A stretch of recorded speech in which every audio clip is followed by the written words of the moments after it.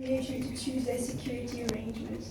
So just like we respect Serbia's stance and neutrality, we respect Ukraine's desire to join NATO at this stage. So it is for each country to decide, and it is not for NATO to decide at the end of the day. So I'm a bit shocked actually when I hear some of the comments in the panel on, it's just the Ukrainians are just in the middle of a dirty game. I mean, we're talking about thousands of people that have lost their life.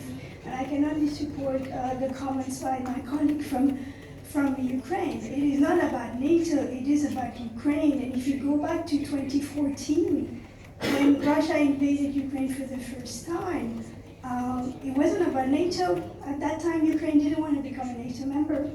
It wanted to join the Partnership Cooperation Agreement with the European Union. So it had nothing to do with NATO the first time. So it has to do with Ukraine and the very existence of that state.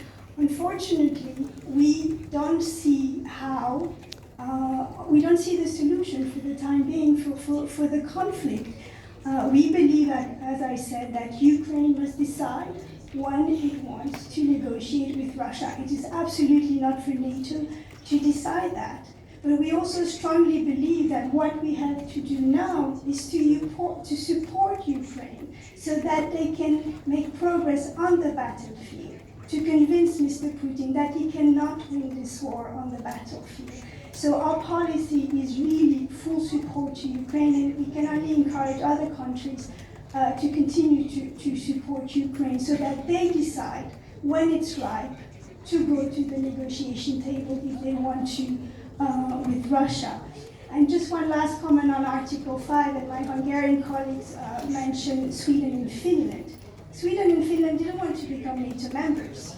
It's a direct consequence of Russia's invasion of Ukraine. So I do think Article 5 is very valid.